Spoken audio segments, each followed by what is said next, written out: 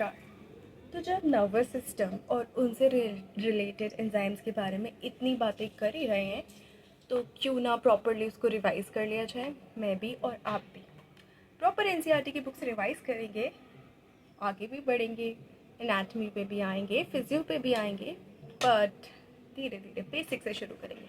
तो सबसे पहले जो शुरुआत होती है वो डायग्राम से होती है। So I have made this again, so let's begin. और ये है एक स्ट्रक्चर ऑफ न्यूरॉन।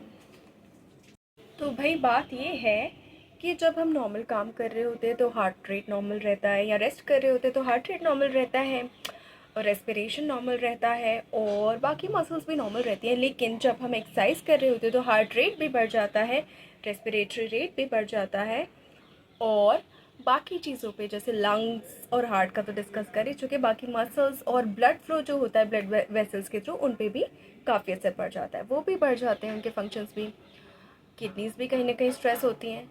तो अब इस सब चीज़ को मेंटेन कौन रखेगा, आपस में कोऑर्डिनेट कौन करेगा कि फिजिकल एक्सरसाइज ज़्यादा हुई तो भाई हर चीज़ बढ़ा दो, रेस्ट पे है बॉडी तो हर चीज़ नॉर्मलाइज कर दो, कम कर दो। तो कोऑर्डिनेट कौन करता है, कोऑर्डिनेट करता है हमारा नर्वस सिस्टम। कोऑर्डिनेशन बेसिकली क्या है, आपस में ऑर्गन्स का एक दूसरे के साथ ताल्लुक में बैठना, और नर्वस सिस्टम का बाकी ऑर्गन्स को कंट्रोल करना ताकि वो एक दूसरे से ताल्लुक में बैठे। उस कोऑर्डिनेशन में बहुत बड़ी ऑर्गन्स के फंक्शंस को एक दूसरे को कॉम्प्लीमेंट करने के लिए। तो जहाँ एंडोक्राइन सिस्टम हमारा हार्मोन से कोऑर्डिनेट करवाता है कुछ ऑर्गन्स को, वहीं हमारा नर्वस सिस्टम नर्व सिग्नल से या केमिकल से कोऑर्डिनेट करवाता है ऑर्गन्स को। और इसकी सबसे बेसिक यूनिट है, हाईली स्पेशलाइज्ड सेल है जिसको कहते हैं न्यूरॉन। तो न्यूरॉन का फंक्शन होता है मैसेज को डिटेक्ट करना, रिसीव करना और ट्रांसमिट करना। और यहाँ मैसेज जो है स्टिमुलाई है basically. So neurons can detect, receive and transmit different kinds of stimuli.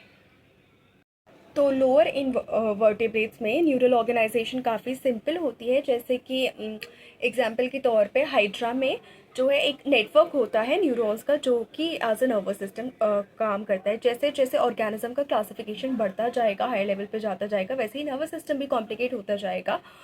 तो जो न्यूरल सिस्टम बेटर ऑर्गेनाइज होता है इंसेक्ट्स में, जिनमें ब्रेन भी साथ में प्रेजेंट होता है along with a number of ganglia and neural tissues. और वर्टिब्रेट्स में आगे चल के और भी डेवलप्ड नर्वस सिस्टम या न्यूरल सिस्टम हो जाता है। तो हम इस वीडियो में बेसिकली बात करेंगे ह्यूमन नर्वस सिस्टम की। तो ह्यूमन न्यूरल सिस्टम जो है दो पार्ट्स में डिवाइड है। फर्स्ट है central neural system, second is peripheral nervous system. अब सेंट्रल न्यूरल सिस्टम में जो आते हैं वो होता है हमारा ब्रेन और हमारा स्पाइनल कॉर्ड। और सेंट्रल न्यूरल सिस्टम रिस्पॉन्सिबल है प्रोसेसिंग के लिए और कंट्रोल के लिए। Then when we come to peripheral nervous system, it contains all the nerves that are associated with brain and spinal cord. अब ये nerves जो है फर्दर दो तरीके की हो सकती हैं। एक होता है nerve fibers में afferent fibers, एक होता है efferent fibers. First one is spelled as AFFERENT, afferent fibers. दूसरा है efferent, EFFERENT, efferent fibers. तो अब इन फाइबर्स का क्या काम है, तो एफरेंट फाइबर्स जो है टिश्यूज़ और ऑर्गन से स्टिमुलाई लेके जाते हैं, मैसेज लेके जाते हैं, इंफॉर्मेशन लेके जाते हैं सीएनएस तक। और ईफरेंट फाइबर्स का क्या काम है, ईफरेंट फाइबर्स जो है सीएनएस से इंफॉर्मेशन लेके जाते हैं tissues organs of the body तक।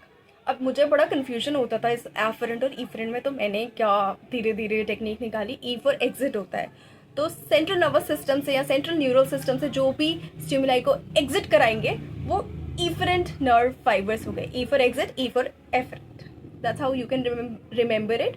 और अगर आपकी कोई टेक्निक है तो प्लीज़ शेयर ज़रूर कीजिएगा।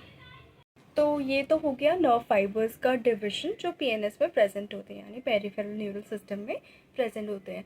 अब पेरिफेरल न्यूरल सिस्टम अपने आप में दो सब टाइप्स में डिवाइडेड है, दो डिविजन्स में डिवाइडेड है।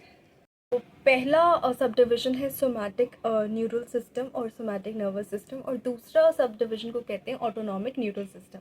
तो नेम्स जैसे जैसे इनका सजेस्ट करते हैं वैसे वैसे ये काम करते हैं। Autonomic nervous system basically CNS से इंफॉर्मेशन लेके इनवॉलेंट्री ऑर्गन्स और स्मूथ मसल्स को पहुंचाता है, जो कि ऑटोमेटिकली काम करते रहते हैं, जिनको हम अपनी मर्ज़ी से हिलाते डुलाते नहीं हैं, उन ऑर्गन्स को और उन मसल्स को पहुंचाता है।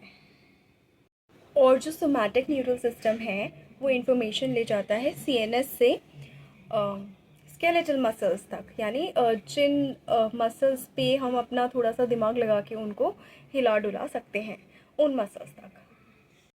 अब ऑटोनॉमिक नर्वस सिस्टम भी अपने आप में आगे दो चीज़ों में डिवाइडेड है, that is sympathetic nervous system and parasympathetic nervous system, और सिंपैथेटिक न्यूरल सिस्टम और पैरासिम्पैथेटिक न्यूरल सिस्टम।